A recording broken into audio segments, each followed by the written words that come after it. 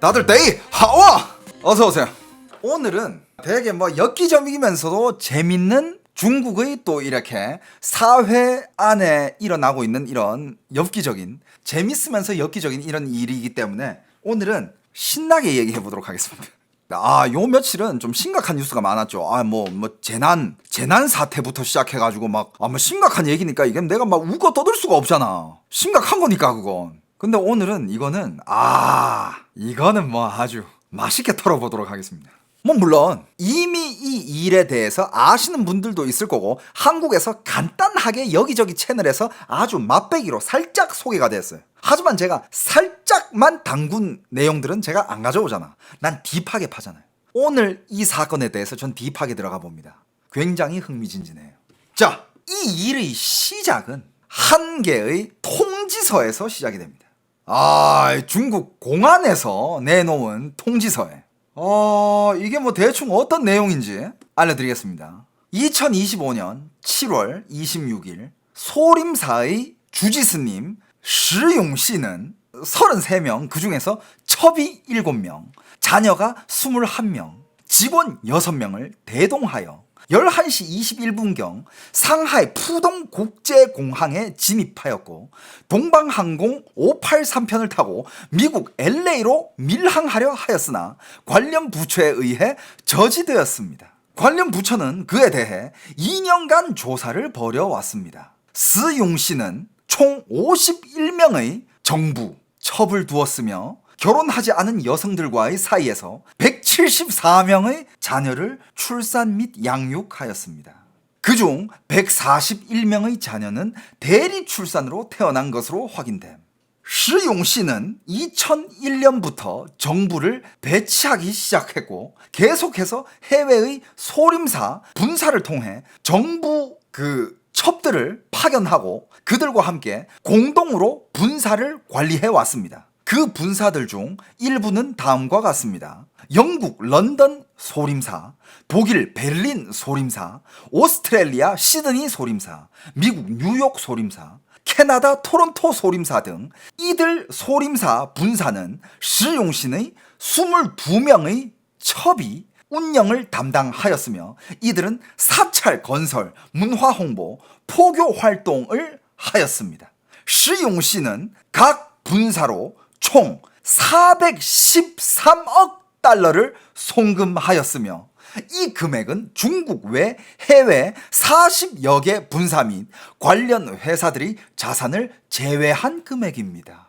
해당 해외 사찰들은 제자 모집, 제자 회비 및 후원금 수취, 별 5성급 호텔 운영, 고급 골프장 건설 등 각종 시설을 포함하고 있으며 자산은 총 1,531억 달러에 달합니다. 또한 시용씨는 스위스에 있는 군도 계좌 및 스위스 은행의 미확인 자금 213억 달러를 보유하고 있는 것으로 파악됐고 시용씨는 관련 부처의 조사를 감지하고 2025년 7월 26일 불교 문화 교류 명목으로 인원을 대거 데리고 출국을 시도한 것입니다. 현재 관련 인원 전원은 공안에 의해 억류되었고 수사는 계속 진행 중입니다.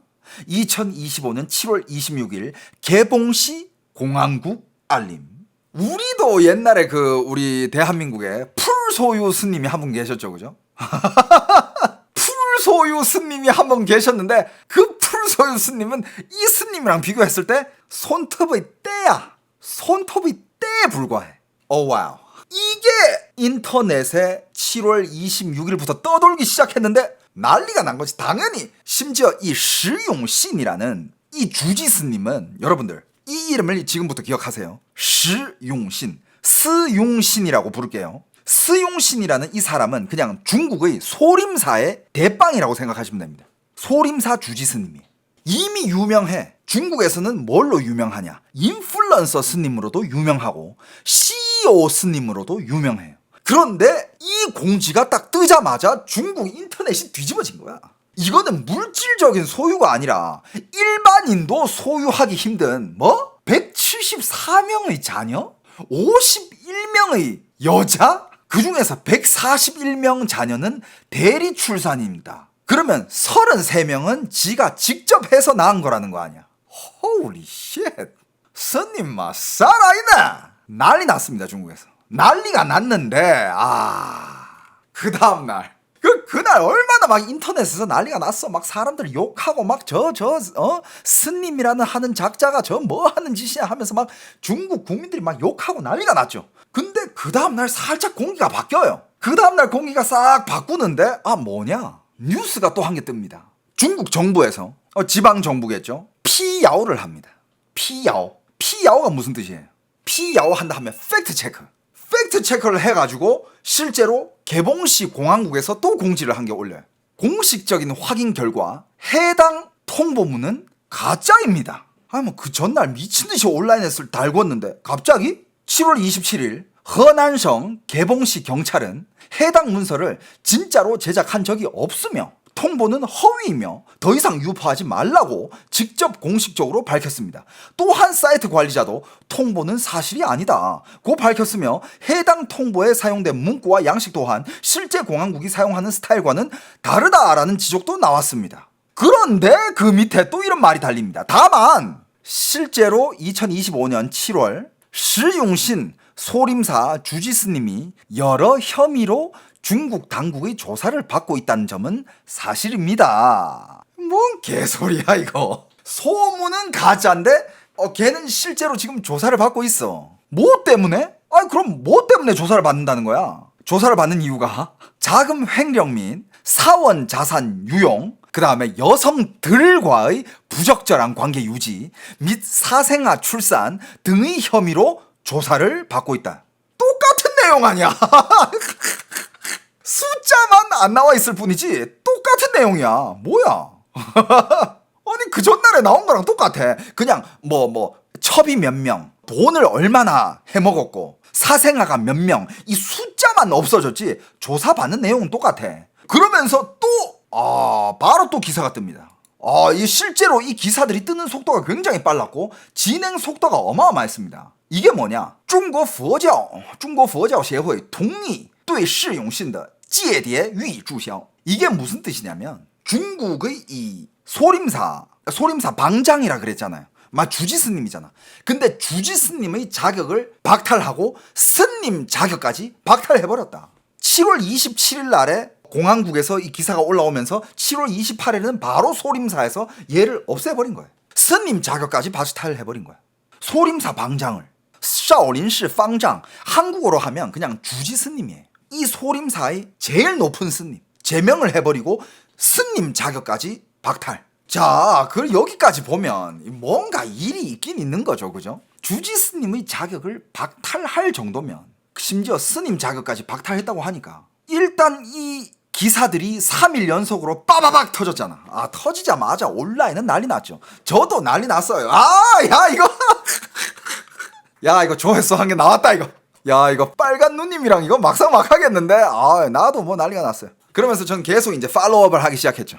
여기저기 중국의 각계각층의 언론, 개인 미디어 등등 이 일에 대해서 이제 분석을 하기 시작했고 이제 조사가 막 들어갑니다. 그러면서 여러 중국엔 또 전문가들도 많잖아요, 그죠? 그 사람들이 여기저기서 막 이제 문장을 올리고 영상을 찍어 올리고 전 그걸 이제 며칠 동안 그걸 다 본 거야. 다 봐가지고 그 모든 내용들이 다 정리된 오늘 끝판왕 한 개 딱 정리해서 여러분한테 보여드리는 거예요. 이게 정착제예요. 최종본이야. 끝났어. 더 이상 이제 새로운 거 없어. 난징 빨간 누님이랑 밀리지 않습니다. 여러분들이 듣고 한번 판단해보세요. 자, 일단 이 스용신이라는 이 사람이 그냥 알려지지 않은 일반 스님이 아니야. 그냥 스님이 어디 나가서 술 마시고 여자랑 매춘을 하고 즐겼다 그러면 저 스님 파괴승이네, 땡중이네 저거, 그러고 말 거 아니야. 근데 이거는 왜 이렇게 온 중국이 떠들썩거리면서 공분을 일으키며 다들 놀랐느냐. 자, 일단 스용신이라는 이 사람은 중국 불교협회의 부회장이자 허난 불교협회의 회장입니다. 또 4선 연속으로 전국 인민대표 대회 대표를 역임을 했어요.全国人大代表会. 그러니까 어느 정도 중국 공산당 간부랑도 이렇게 간부급이야. 그러니까 간단히 얘기하자면 불교계의 시진핑 같은 사람이에요. 불교계의 시진핑. 딱 정리가 되죠, 그죠? 그리고 또 이 사람이 유명한 게 일단 인플루언서예요. 팔로워가 거의 100만 가까이 됩니다. 팔로워가 100만이고 그 다음에 CEO 스님이라고도 불리고 소림사 이 자체를 관리한다는 거를 떠나가지고 그냥 경영을 해버려요. 어느 정도까지 경영을 해버리냐. 이 사람이 등록한 소림사 밑에 브랜드만 700개가 넘어요. 나이 60세입니다. 이 사람이 과연 돈을 얼마나 버느냐, 소림사가 돈을 얼마나 버느냐, 아무도 예측할 수 없을 정도로 어마어마하게 벌어요. 소림사라고 하면 중국에서 제일 세력이 큰 사찰입니다. 근데 여러분들 그냥 이것도 이따가 얘기할 건데 간단히 흘려드리자면 상하이에 그렇게 유명하지 않은 어떤 사찰이 한 게 있어. 그 사찰에서 이제 뭐라 하지? 향불 값이라고 하죠. 사람들이 가서 이제 향을 올리고 그 돈을 내잖아. 향불 값을 모든 사찰마다 이렇게 받을 거 아니야. 중국 사람들이 또 이렇게 빠이빠이 하는 거 좋아하잖아. 그럼 사찰값에 향불 값을 받는데 상하이시의 어떤 한 사찰에서 그 사찰에서 받은 그 향불 값을 걔네들만 먹을 수 없거든. 일부는 지방 정부에 내야 돼요. 일단 작년 한 해에 그리 유명하지 않은 상하이의 한 사찰에서 낸 향불 값이 48억 위안이야. 48억 위안. 한국 돈으로 1조예요. 그런데 별로 그닥 유명하지 않은 상하이의 한 사찰인데 소림사는 전국 전 세계적으로 분사가 몇 개야. 야, 프랜차이즈야. 거기는 브랜드가 700개라니까. 그 소림사는 과연 돈을 얼마나 벌까? 여러분들이 알아서 상상을 해보세요. 공개된 액수는 없습니다. 자, 근데 보통 이렇게 중국에서 누군가를 이제 조사를 한다. 얘 데려가서 허차 조사 허차 차 한잔 하러 데리러 간다. 그러면 어떻게 됩니까? 소리 소문 없이 사회에서 사라지면서 어디론가 정신개조를 당하러 가죠. 몇 년 동안 이제 사회에서 없어지는 거지. 사회 매장되는 거지. 마윈도 그랬고 옛날에 판빙빙도 그랬고 사회에서 옛날에 그 코로나를 알렸던 그 누구냐 그 기자들도 사회에서 몇 년 동안 사라져요. 어디 가서 이제 정신개조 당하는 거야. 그러다가 이제 한 2, 3년 뒤에 이제 다시 사회로 이제 돌아오게 되는데 그런데 갑자기 조사를 당하고 있는 사라졌는데 잡혀갔는데 갑자기 시용신의 그 X의 전 트위터죠, 그죠? X의 계정이 있어요. X 계정으로 막 해명글들이 막 올라옵니다. 해명글들이 올라오고 사람들을 향해서 호소글들이 올라와요. 어떤 내용이냐? 뭐 이런 거예요. 종교의 독립성은 어디 갔냐? 이런 거부터 시작해가지고 지금 스용신은 지금 오해를 받고 있다. 죄를 덮여 씌우려고 하고 있다. 무고하다. 이런 내용부터 시작해가지고 그리고 불교 협회의 이런 발표. 스용신을 제명을 해버렸다. 스님 자격을 박탈을 해버렸다. 이런 것도 강제로 집행된 거라. 정부에 인해서 강제로 집행된 거기 때문에 그것도 무효다. 그리고 중국 정부가 이 기회를 통해 소림사라는 간판을 국유화를 시키려고 하는 거다. 등등 막 X에 막 여러 막 글이 막 올라오기 시작했어. 야, 이 해명글들이 또 올라오면서 중국 온라인에서는 또 이게 난리가 납니다. 야, 이거 지금 무슨 뭐 코미디 하고 있냐. 야, 스님 어쩌다가 해외 계좌로 해외 사이트에 그렇게 벽을 넘어가가지고 중국은 벽이 있잖아요. VPN을 써야 뭐 X라든지 인스타그램이라든지 이런 걸 쓸 수 있잖아.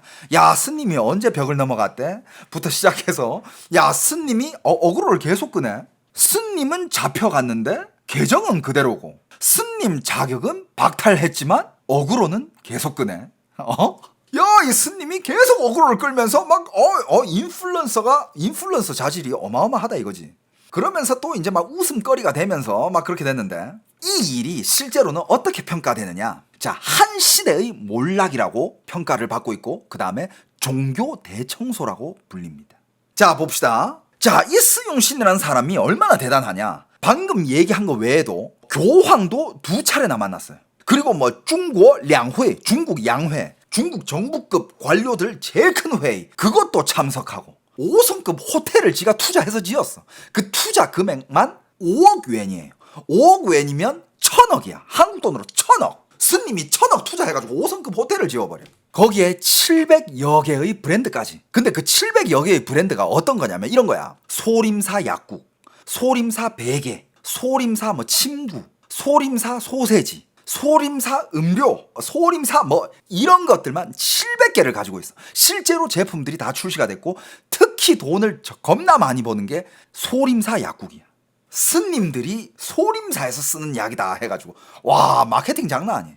이런 CEO 스님이 어쩌다가 이렇게 몰락을 맞이했을까? 스용신의 몰락은 그 사람이 죄를 지었을까요? 뭐 정부를 많이 두고 첩을 많이 두고 사생활을 많이 낳았다. 이게 죄인가? 자 일단 판단은 안 할게요. 혹은 뭐 너무 많은 돈을 벌었나? 이게 죄인가? 아니면 너무 많은 것을 알고 있었나? 중국 정부는 여러분들 아셔야 될 게 중국 정부는 그 누구든 너무 많이 아는 거를 싫어해요.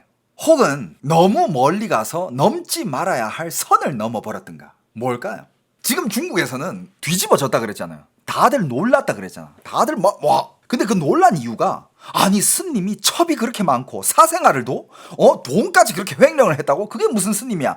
이것 때문에 분노한 게 아니야. 이유는 이 스님 이번에는 왜 몰락을 했지? 이것 때문에 놀란 거야. 왜냐? 이 스님은 실제로 10년 전에도 비슷한 문제로 신고를 당하고 큰 사회적 파장을 일으켰음에도 불구하고 오늘까지 승승장구하면서 이 스님은 승진까지 하면서 더 많은 보호를 받고 뒷 세력들을 많이 키우면서 이렇게까지 왔는데 10년 전에는 똑같은 일로 고발을 당했는데 괜찮은데 이번에는 왜 이게 제껴버려졌냐 이거야. 그것 때문에 놀라는 거예요. 자, 이거를 좀 이해하려면 여러분들 소림사에 대해서 알고 있습니까? 자, 지금 여러분들 막 이렇게 맞추는 것도 좋은데 중요한 거는 여러분들 소림사를 아십니까? 소림사라고 하면 언제 유명해졌어요? 1982년도의 이영걸의 첫 영화 소림사. 이거 알아요, 여러분? 1982년도의 영화인데도 불구하고 그 한 해만 티켓 기록 1억 명입니다. 1억 명. 티켓 박스 1억 명이에요. 1982년도에 찍은 영화를 중국에서 1억 명이 봤다. 오 마이 갓. 와우. 그러니까 우리가 소림사라고 얘기하면 뭔가 소림사는 절이고 뭔가 신성한 곳이고 부처님을 섬기고 그리고 그 스님들은 거기서 무술을 연마하며 그리고 무림 고수들이 소림사에는 많이 있고 스님들 굉장히 진짜 마음이 편안해지고 그런 신성한 그런 절 소림사 이렇게 생각하잖아요. 뭐 금강불개. 소림 축구는 이거랑 다르고. 아무튼 소림사에 대한 그런 이미지가 그 이미지를 여러분들이 일단 좀 지워야 됩니다. 특히 우리 세대나 우리 윗세대 분들이 이영걸이 소림사를 보면서 소림사가 이런 곳이구나. 소림사는 그런 곳이 아니에요. 그 이미지를 일단 지워야 돼요. 그 이미지를 일단 지우고 일단 이 시용신이라는 이 사람은 사진을 아직까지 못 보여드렸네. 자 일단 사진부터 보고 갈게요. 이분은 뭔가 뭔가 무술을 연마하고 명상을 하고 매일 경을 읽고 그런 거랑은 좀 거리가 멀죠, 그죠? 이 온몸에 끼어있는 이 지방들만 봐도 젊을 때부터 지방이 많았네. 이 사람이에요. 시용신이라는 사람. 이 사람입니다. 이 사람입니다.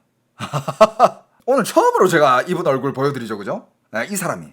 이 사람은 전통적인 스님의 그런 모습은 없습니다. 16세에 출가를 합니다. 16세에 출가를 하고 22살에 소림사에서 수장이 돼요.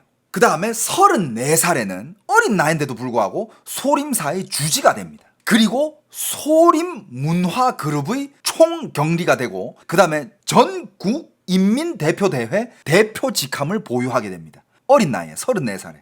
실제 정체는 종교의 IP와 브랜드를 운영하는 종교기업 총괄 CEO에 가까워요.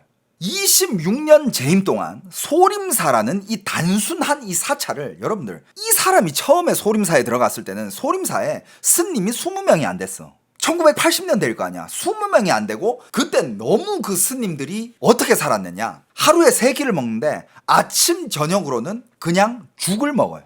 뭐 김치 짠지 이런 것도 없어. 그냥 죽만 먹어요. 먹을 게 없으니까. 점심에는 그 중국의 그 밀가루 떡 있잖아. 만토 같은 거. 안에 속이 없는 밀가루 찐빵. 그걸 한 개 먹어요. 그것도 아무 양념이 없는 그냥 그 밀가루 찐빵만. 왜? 돈이 없었으니까. 소림사는 그때 그렇게 그런 상태였어. 거의 뭐 굶어 죽기 일보 직전에 그런 소림사였어.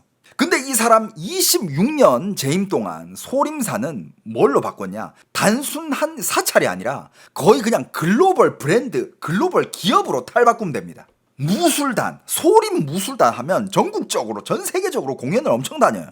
소림 무술단, 소림 영화사, 그 다음에 소림사 홍십자회도 있어요. 그 다음에 소림사 테크 회사, 주소림사 뭐 테크놀로지 이런 것도 있고 소림사 체험관 아까 얘기했듯이 소림사 약국도 있고 뭐 아무튼 많아 뭐 특허 라이센스 뭐 이런 것도 많고 상표권만 700여 개를 가지고 있고 그 다음에 국내 수익은 어떤 돈이 있느냐면 일단 소림사가 어마어마하게 큰 사찰이잖아요. 거기 들어갔는데 입장료가 1년에 입장료 수익이 일단 어마어마합니다. 입장료. 그 다음에 들어가서 입장료만 냅니까? 향불 한 개 태워야 될 거 아니야. 향불 태우는 돈, 향불값.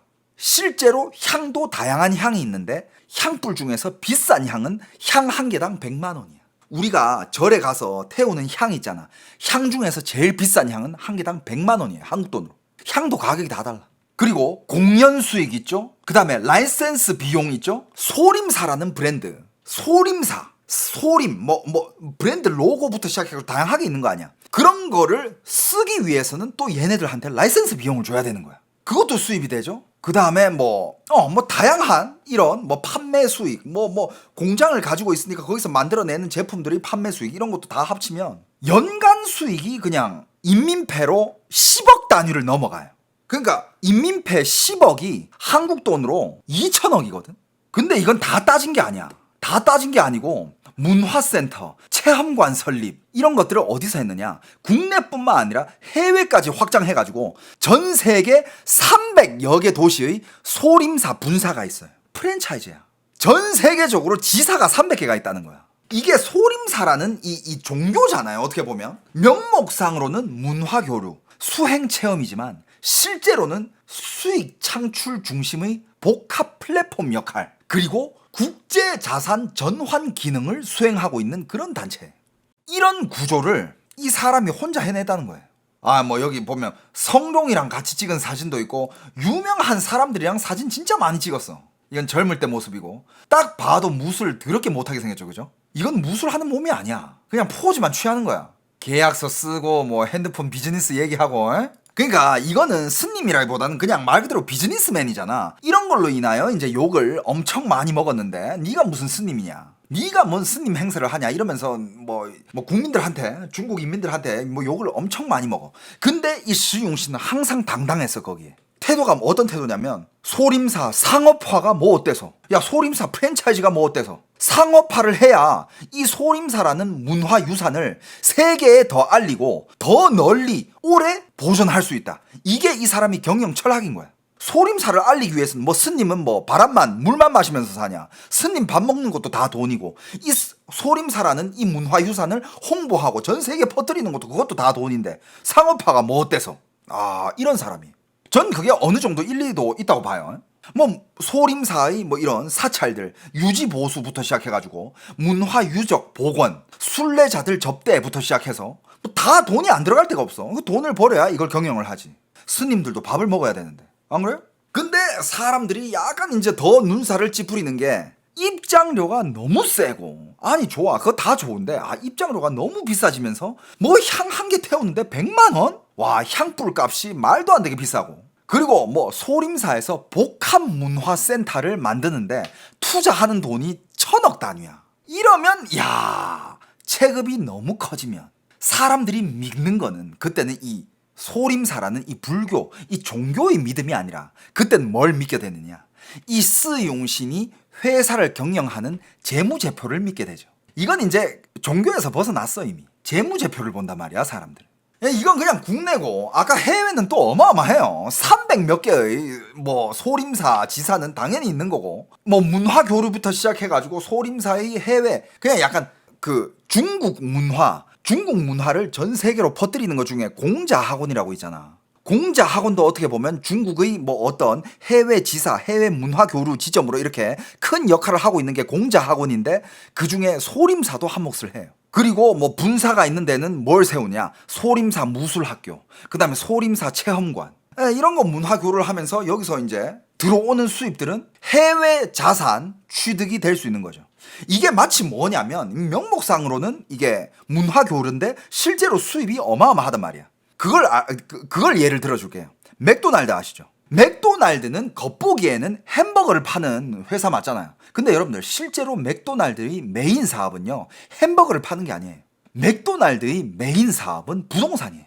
전 세계 각국의 중요한 중심지에 있는 제일 좋은 부동산을 확보하는 게 그게 맥도날드의 메인 사업이야. 약간 그 맥락이라고 보시면 됩니다. 그래서 만약에 이 스용신이라는 사람이 이런 세계적인 주지스님의 신분이 아니라면 그냥 세계적인 기업가예요. 그냥 얘는 기업가야. 그러니까 중국 사람들이 받아들이기 힘든 게 바로 이런 거예요. 부처님께서 사람들을 위해 뭔가 베풀었다. 이건 말이 되죠. 부처님이니까. 종교니까. 근데 부처님이 갑자기 입장료를 받는다? 잠깐만, 갑자기 부처님이 뭐 땅을 사들인다고? 땅을 투자해? 잠깐만, 부처님이 굿즈를 만들어가지고 판다고요? 부처님한테 향불 한 개 태우는데 100만 원이라고요? 이거는 이제 중국 인민들이 이제 못 받아들이는 거지. 아니 뭐야 이게, 부처님 언제부터 이렇게 돈을 좋아했지? 거기다가 전 세계로 확장까지 했다고요? 에? 소림사 프랜차이즈요? 이건 뭐 소림사야 아니면 소림그룹이야? 뭐 소림 주식회사야 뭐야? 이렇게 되는 거야. 스용 씨는 실제로 이런 별명도 있습니다. 주지스님이라기보다는 종교 버전의 마윈. 야, 종교 버전의 마윈이야 얘는. 스님이 아니야. 자, 실제로 아까도 얘기했지만 2015년 10년 전에 이렇게 지금까지 얘기하면 이 사람이 얼마나 대단한 사람인 줄 알겠죠. 이 사람이 얼마나 대단한 사람인 줄도 알고 뭘 또 알아야 되느냐. 이 정도 체급의 중국의 이 정도 체급의 인사라면 얘 뒤에는 어마어마한 공산당 세력이 얘 뒤를 봐주고 있고 얘도 세력이 어마어마해요. 그걸 일단 알아야 됩니다. 그걸 아셔야 돼요. 이 정도 인물이라면. 자, 2015년에 시정이라는 이름으로 실명 폭로가 온라인에서 돌기 시작했습니다. 2015년에 누가 고발을 한 거지. 아까 얘기했듯이 첩들, 많은 여자들과 부적절한 관계, 그 다음에 사생아, 외국 계좌에다가 돈 숨기기, 부동산 개인 소유, 횡령, 이런 혐의로 2015년에 이미 고발을 당했어. 하지만 그때 당국은 증거 불충분으로 수사를 종결을 했고, 그 다음에 중앙 언론과 그 다음에 불교 협회, 중국의 CCTV, 공산당이잖아, 당매체잖아요. 걔네들이 나와가지고 공개적으로 얘 괜찮다, 얘 욕하지 마라, 얘 죄 없다, 이렇게까지 CCTV마저도 보도를 때려줬어. 증거 불충분이다, 니들 욕 그만해라, 얘 욕 없다. 막 여기저기서 막 뒤를 다 봐줘. 중국 공산당이 뒤를 봐준다, 이건 끝난 거야. 아무도 못 건드려요.